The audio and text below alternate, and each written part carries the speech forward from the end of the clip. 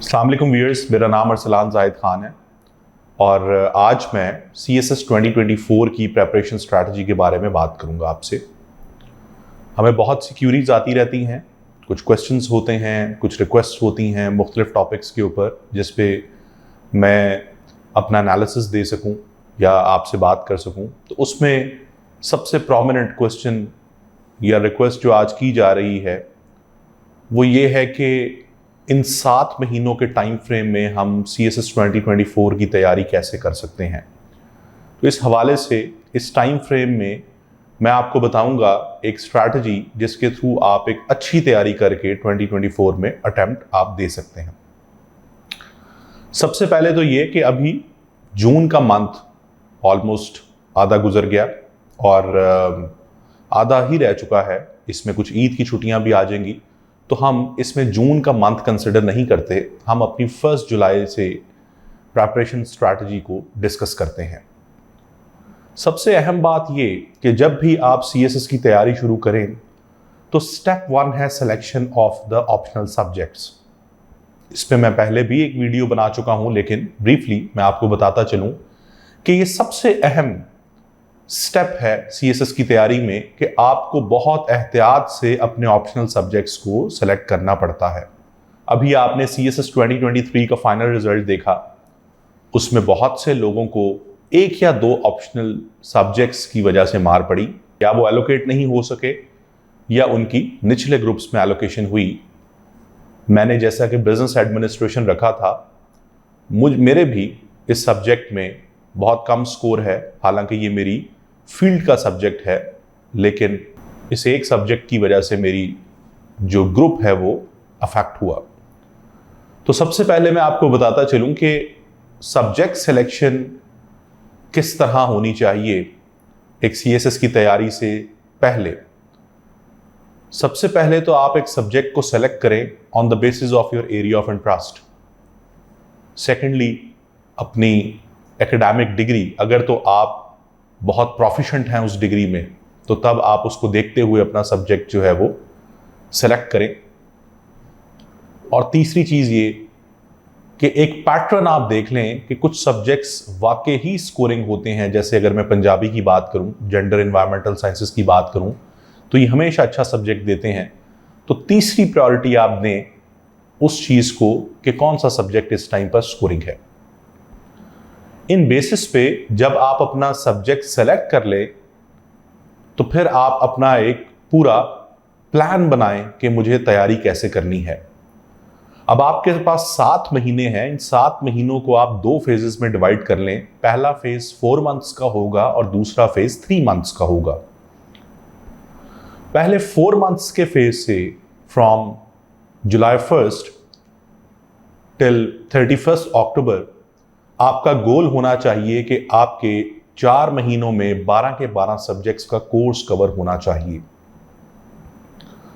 और इसके लिए आपका डेली का प्लान ये होना चाहिए कि आप सुबह उठें, सबसे पहले अखबार पढ़ें। थ्रू आउट द 7 मंथ्स आपको अखबार नहीं मिस करना चाहिए। आप डेली बेसिस पे अखबार पढ़ें, उसके नोट्स बनाएं। शुरू में आपको अखबार में मसला आएगा, आपको 4-5 घंटे लगेंगे, लेकिन आहिस्ता आहिस्ता आपकी एफिशिएंसी बढ़ेगी और आपका टाइम फ्रेम भी कम हो जाएगा। तो सबसे पहले सुबह उठकर अखबार पढ़ें, अखबार के नोट्स बनाएं। अखबार के नोट्स बनाने के बाद इंग्लिश एस्से पे काम करना शुरू करें और इंग्लिश एस्से के हवाले से डेली बेसिस पे कम से कम 2 से 3 पेजेस का एक पैराग्राफ किसी भी टॉपिक पे आप लिखें, ताकि आपकी राइटिंग में रवानगी रहे और आपकी राइटिंग कंटिन्यूसली इंप्रूव होती रहे। पहले 4 महीनों में आपको सिर्फ 1 महीने में 1 से 2 फुल फ्लेज एसेज लिखने की ज़रूरत है, और वो आप किसी भी संडे को लिख सकते हैं जब वीकेंड हो और आप थोड़ा रिलैक्स्ड फील करें अपनी बाकी तैयारी से। इसके साथ साथ एसे की इन छोटी छोटी डेली एक्टिविटीज़ के आपको प्रेसी का काम भी करना है। आपको डेली बेसिस पे एक प्रेसी और एक कॉम्प्रहेंशन करनी चाहिए, और ये ज़्यादा से ज़्यादा 1.5 घंटा लेती हैं आपका।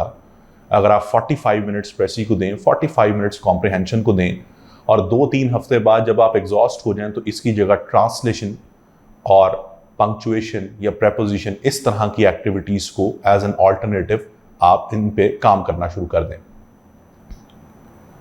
और जब आप अखबार पढ़ने के बाद एक पैराग्राफ राइटिंग, एक प्रेसी और कॉम्प्रहेंशन कर लें, तो कुछ देर रेस्ट करने के बाद आप अपना एक कंपल्सरी सब्जेक्ट उठाएं और उस कंपल्सरी सब्जेक्ट को थॉरली पढ़ना शुरू करें और उसके नोट्स बनाना शुरू करें। एटलीस्ट आपको डेली के 3 घंटे एक सब्जेक्ट को देने चाहिए और इसके साथ साथ एक आपका ऑप्शनल सब्जेक्ट होना चाहिए। और कॉम्बिनेशन आपका ऐसे हो कि अगर एक कंपल्सरी सब्जेक्ट जो कि अपनी नौयत में बड़ा सब्जेक्ट है, उसके साथ एक आसान ऑप्शनल सब्जेक्ट आप उठा लें, उसकी तैयारी शुरू करें, तो इस तरह से आपका जब डेली स्केड्यूल बनेगा, तो इस तरह से आप डेली बेसिस पे जब इस स्केड्यूल को फॉलो करेंगे, तो आप बाआसानी 4 महीनों में बहुत अच्छे तरीके से अपना कोर्स कवर कर सकते हैं। तो इस डेली रूटीन को आपने फॉलो करना है। शुरू में आपको 10 से 12 घंटे भी लग सकते हैं इस रूटीन को फॉलो करते हुए, लेकिन आहिस्ता आहिस्ता जब आप कंसिस्टेंट रहेंगे तो ये टाइम फ्रेम डेली बेसिस पे 8 घंटे आ जाएगा, जो कि एक नॉर्मल टाइम फ्रेम है एक CSS एस्पायरेंट को देना चाहिए। तो इन 4 महीनों में जब आप एक टाइम पर एक कंपल्सरी और एक ऑप्शनल सब्जेक्ट पढ़ रहे होंगे और साथ साथ इंग्लिश के दोनों सब्जेक्ट्स की डेली बेसिस पे प्रैक्टिस कर रहे होंगे, तो इसका मतलब कि आप एक टाइम पर 4 सब्जेक्ट्स को डील कर रहे हैं। आप पर बर्डन भी नहीं रहेगा और आपकी बहुत अच्छे तरीके से तैयारी होती जाएगी। अगले 3 महीनों के अंदर जब आप कोर्स कवर कर लें, तो अगले 3 महीनों में से जो पहला महीना है, तो पहले महीने में आपने उन तमाम वीकनेसेस पे काम करना है जो आपको लगता है कि पहले 4 महीनों में मेरे कुछ लूप होल्स रह गए थे। और आखिरी 2 महीनों में आपने किसी भी एकेडमी में, और मैं कहता हूं कि आपको आखिरी 2 महीनों में हर एकेडमी में जाना चाहिए जो टेस्ट सीरीज ऑफर करती हैं, मॉक्स ऑफर करती हैं, वहां पर आपको एक एग्जाम के एनवायरनमेंट में बैठकर हाफ बुक टेस्ट और फुल बुक टेस्ट देने चाहिए। उससे फ़ायदा ये होगा, एक तो आपको एक्सपोजर मिलेगा एग्जाम एनवायरनमेंट का, और दूसरा आपकी जब रिगरस एवेल्युएशन होगी मल्टीपल एकेडमीज में, तो आपको पता चलेगा कि आप कहाँ फॉल कर रहे हैं, आपके लूप होल्स क्या हैं। तो ये एक बहुत सिंपल सा प्लान है जिसको 7 महीनों में आप शुरू करके एक बहुत अच्छी तैयारी कर सकते हैं। लेकिन इसमें 1 से 2 बुनियादी चीज़ें हैं जिन पे आपको ज़रूर काम करना चाहिए। जैसा कि मैंने आपको बताया कि अखबार, इन 7 महीनों में आपने अखबार में किसी किस्म का भी इनकंसिस्टेंसी शो नहीं करनी, डेली बेसिस पे अखबार पढ़ना है। और आज मैं आपको ये गारंटी करता हूँ कि अगर आप ये 7 महीने अखबार पढ़ लेते हैं तो आपको करंट अफेयर्स पढ़ने की ज़रूरत नहीं है, ना किसी टीचर से, ना किसी किताब से, ना किसी मैगजीन से।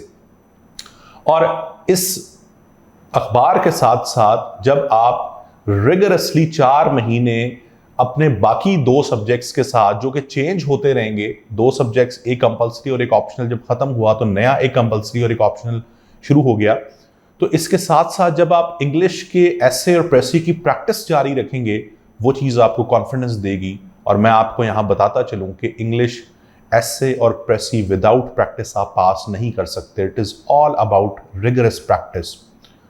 और आखिरी 3 महीनों में आपको मैक्सिमम 6 से 7 फुल फ्लेज एसेज लिखने हैं। उसका तरीका ये है कि आप एक वीक में एक फुल फ्लेज एसे लिखें और उसको किसी से भी इवैल्यूएट करवाएं।